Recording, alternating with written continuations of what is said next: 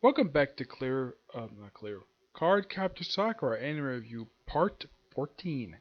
This is reviewing the second film in this series, Cardcaptor Sakura Movie 2, Sealed Card, released in the year 2000. In Japan, released over here in 2003. This film is not dubbed by either the original dub or the second dub. This is dubbed by Boom, I think it's, the name of the studio is Boom Zoom Entertainment. Yes.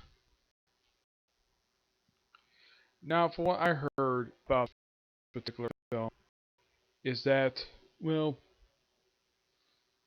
that for some reason, I'm not sure really why the people who did the second dub couldn't dub this film. I mean, I've heard the dub is pretty bad. I listened to the dub and I'm like, no, it isn't. This is a pretty damn good dub because I've heard these dub actors before. Yep, particular dub, we have the following characters being voiced by these following people. Sakura, who's actually called that in here, not Sakura, as basically it's commonly referred to as. It's Sakura. Interesting. Voiced by Carly Weathering. Yes, the by far the only celebrity to follow man's Twitter. Yes, that's not a joke. Yep. Lee is voiced by Mona Marshall, which those of you who have not heard this woman's voice may not recognize the name, but you recognize the voice. It's Izzy from Digimon. Yes, voice actor. Kiro has two different voice actors. In his false form, he's voiced by the awesome Wendy Lee. His true form is by Dave Wittenberg. Oh, Tomoyo is voiced by Michelle Ruff. Yes, the same woman who voiced Rukia from Bleach. Yep, this first movie outside of Bleach I've actually heard her voice in. Mei Ling is voiced by Julia Madelia. Toya is voiced by Kurt Chennerin. Yu and Yukito, though they've pronounced them a little different here, is by Steve Stanley. Fujuka, who's basically Sakura's father, is voiced by Michael McCone. He doesn't do really much in the movie. Ariel is voiced by the awesome Johnny on Bosch. Mizuki and Speno's son are voiced by the same person. Penlet's Sampler. Yeah, same woman. Rika is voiced by Stevie Bluch. Nikio is voiced by Cheryl. Chitaru is voiced by Dorothy Ellis Flynn. Yamazaki is voiced by Joshua Seth. Toya's mother is also voiced by Wendy Lee. Terada is voiced by the awesome Steve Bloom. And Nenthikar is voiced by Leah Stardent. This film is roughly 80 minutes long, but it moves on a pretty brisk pace. I got hands this particular film. The plot is a lot more interesting than it was in the previous film. Yes, apparently taking place 1 year after the events of the series, despite the fact that when this film came out, it was only about 3 months. Actually, it was 4 months after the series ended. That's when this movie was released. And Sakura still hasn't told Lee how she feels. She does. I will get to that soon. Pretty much just Sakura basically preparing for an upcoming festival. And then, of course, well, Lee and Mei Ling decided to show up in Japan. Because why not? And, of course, now here's kind of the strange thing about this. That when they come to Japan, do they stay at Lee's apartment that he had in the show? No, they stay at Tomoyo's house for some reason. I have no idea why this is. In case you're wondering, does Tomoyo's beautiful mother show up in the movie? Oh, yes. For like 2 scenes, she doesn't do much of anything. Yeah, great to see the woman. Yep. First appearance, she only appeared like a handful of episodes of the series, but always great to see this woman show up. And she adores Sakura. She treats her like her own daughter. That's why I think she has a daughter. Her father doesn't do very much in the film aside from, well, interacting with with Sakura and Toya and of course Tomoya's mother. Aside from that, there's like virtually nothing. So basically, the film begins with Ariel's house, which also used to be Cloud Reed's house, being demolished. Why? So they can build a amusement park there. I would have think though Sakura would have convinced some maybe Lee, who was a distant relative of Cloud Reed, he would have because well he is a distant relative of his. He would have easily bought the house and had it moved. Unknown why it was demolished in the movie. Yeah, I do not know why it was demolished for. And of course, they revealed there was an actual sealed card, which they refer to simply as the Nothing card, which doesn't get a new name at the very end. And this thing starts erasing stuff in the movie. Like the first signs erase it was erased like a mailbox, which not really big notice there. But it also erases a bridge. Yes, a freaking bridge.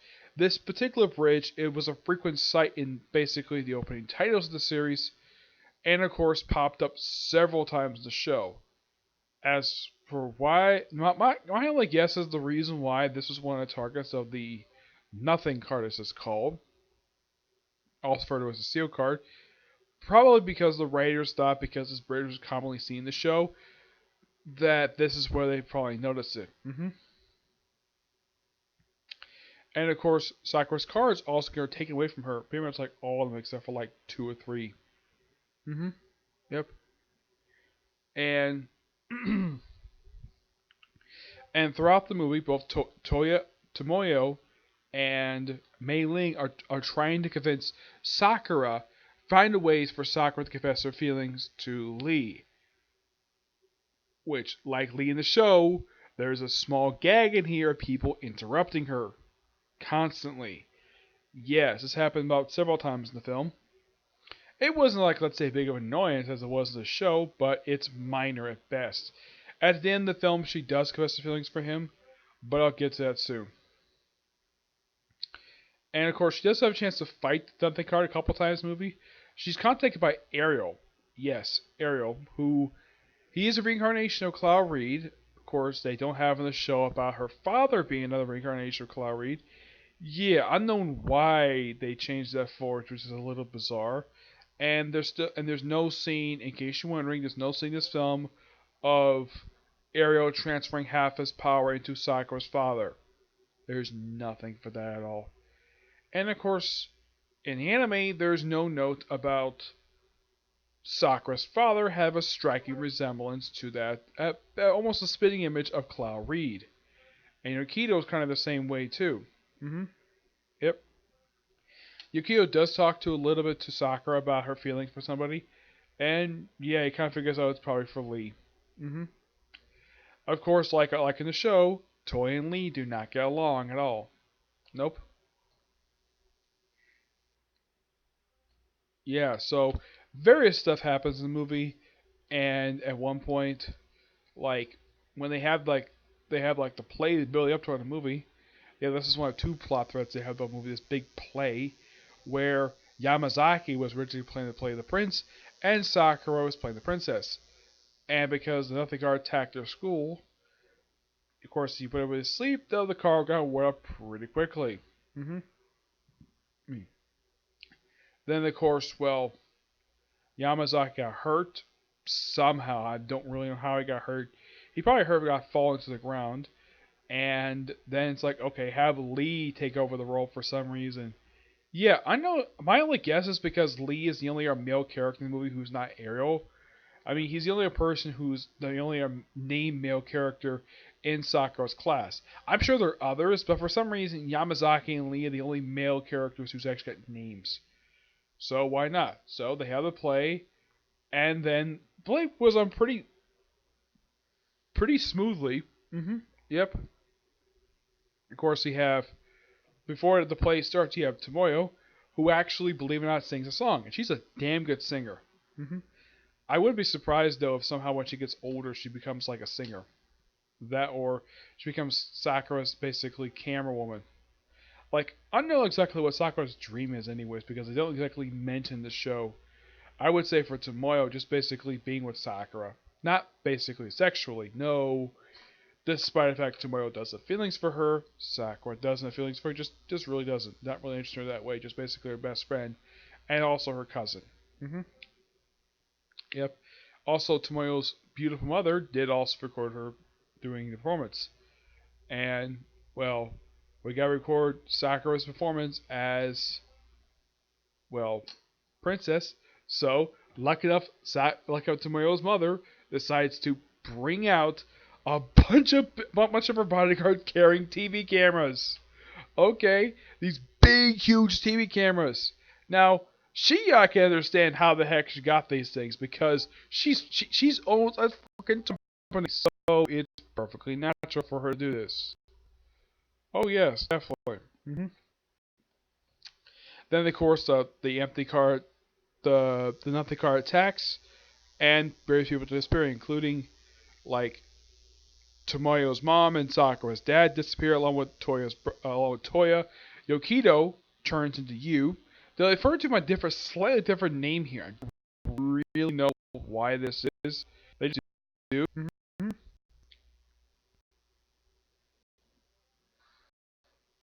Yep.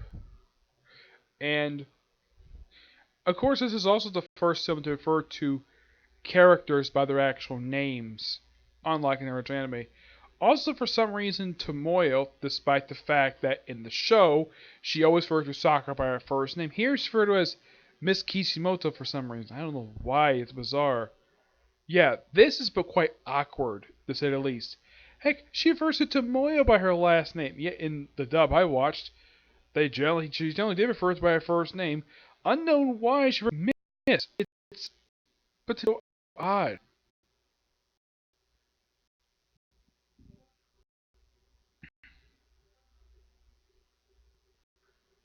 Yeah, it's never really explained when it comes to these characters. Yep. Also, they change like the call sign of what Lee calls first people, his power. They also change the position where he puts his paper. In the anime, he puts it like near the hilt of a sword.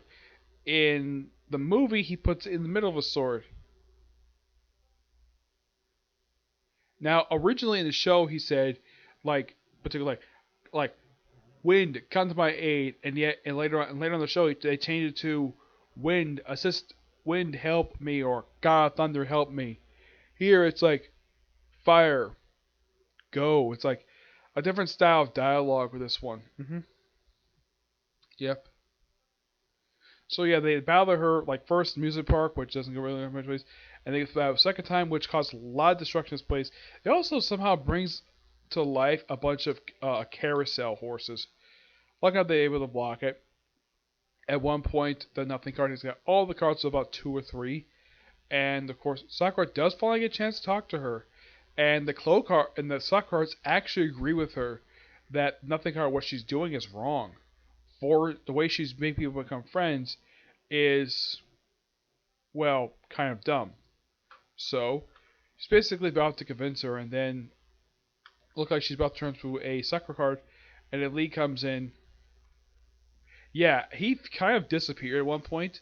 Like he battles the Nothing card on top of the Ferris wheel and causes like some damage, and he comes back. His sword is like chipped, and his clothes are torn. I'm like, okay, how the heck did he survive falling out of a freaking Ferris wheel?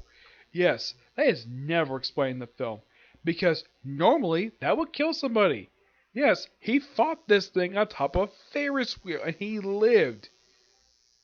And he was injured. Yes, he was injured, but that fall normally would kill somebody. He probably paralyze you, but man, he's barely moving. Also, the Nothing card also managed to knock down a piece of a frickin' like thing in the middle of this tower. hmm And of course, we also have this nameless card. That's referred to as basically it's a card with a heart on it, which Sakura created with her own magic. It made its first appearance in the final episode of the TV show, in this second appearance. So, excuse me. Eventually, Sakura does steal the card, and somehow the Nothing card and Nameless card merge and become the Hope card. I like it, really good. And then the movie ends basically with Sakura telling Lee that she loves him, and he says, "I feel the same way." And despite the fact that the thing was going to reappear anyways, the movie ends with Sakura jumping into Lee's arms, like from like 10 feet away. That's how the movie ends. And then we have sort of a something a little weird for the now. Unlike the first one, didn't have this. This one did have a short film attached to it, basically 10 minutes. It's basically featuring Kuro and Spinny eating octopus balls. Yep.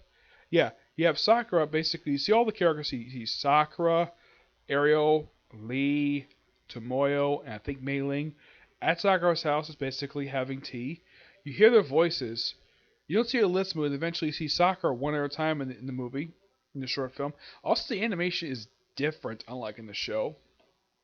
So, gives rice balls. They eat, and they have Spinny and Kiro eat like all of them really quickly to get the last one. Then they fight over it, and it goes out the window. And apparently, no one notices two small a small cat and a small bear fighting in the sky. Yamazaki appears in this movie with, well, what's his name?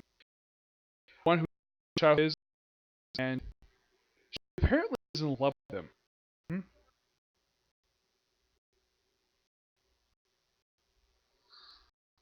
Hmm. Yeah, it's the woman who's constantly pulling him away whenever he's telling his stories. So he'll have a little octopus ball which looks like a regular ball. Of course, the thing goes all over the place. At one point, Kiro is driving a toy car, which I thought this was so hilarious. A freaking toy car. And then, like, he flies or lands right in a bakery, eats part of a cake. And unlike in the show where he goes nuts, eat all other sweets, here he just basically uses as a power boost to basically fire a laser out of his mouth at Kiro, destroying the toy car he's driving. Eventually, they catch up back to Yamazaki. Ball gets popped out of his hand, and apparently this ball had octopus inside of it. First land on the Emperor Penguin slide. Yeah, it also appeared briefly in the film as well. This slide appears a lot. Like, it appeared almost every episode of the show. At a couple points, it was actually as a minor plot point in the show itself. Mhm.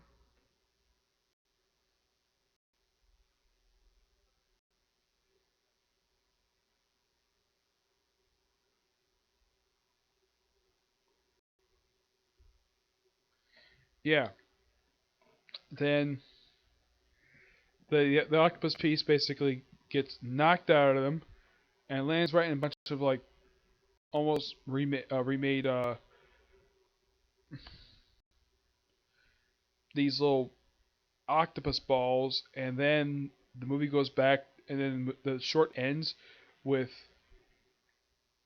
pretty much Kiro and Spinny back at Sakura's house. At some point, they got back there. Spinny's asleep, though he's kind of drunk on sweets.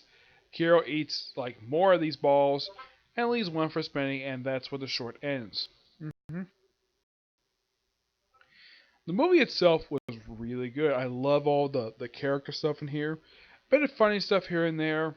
And luckily enough, the gag of one character confessing feelings to another is, and of course, character connected. It didn't happen very often. I think it happened maybe twice the whole movie. That whenever he tries to confess feelings for Sakura. Sakura confesses feelings for Lee. Whenever he tries to, she tries to kiss again. But lucky enough that, well, they did. In case you wonder, does Mei Ling take part in the plot? Tomoyo does play a small part in the plot. She does take part in the movie. Mei Ling is there mainly because she's a familiar character. It's only her second appearance after she left the show. Mm-hmm. Yep. Overall, great film. Mm-hmm. So yeah, that's a particular review. My next review I plan to do for the series is on the three shorts and the prelude. And I'll do the prelude when I talk about the first 5 episodes of the Clear Card series. But yeah, as for the final thoughts of the anime itself, for the original the Cardcaptor Sakura anime, it's a really good series. I do recommend people who are basically something, let's just say, different, because a lot of anime nowadays tend to feature teenagers. Not many that feature elementary schoolers and kids from elementary school. Yeah, though the thing is, elementary school is different in Japan than it is here. Here, elementary school goes from pre-K to fifth grade. There, it goes straight to sixth grade, and then middle school is just like seventh through ninth, I think. Yeah, it's basically how stuff used to be. Yeah, apparently Japan hasn't changed yet. That's basically what I saw from this film. I don't know how it is over there because I personally have never been to Japan. I kind of wish I go. It's one of those countries I really wanted to visit, but the thing is, it's expensive to fly over there. Yeah, you pay like almost like $2,000 or $3,000 just to get over there. Not just for airline ticket, but also for like overseas fees. Yep. Not much else to say about this film, but really good. Okay, so yeah, that's it for this particular review. I don't know if I got time to do reviews of the specials tonight. If not, I'll just do it tomorrow. I'll get a chance to watch them all. I'll probably review them tomorrow. Yep. But until you see you next review, bye.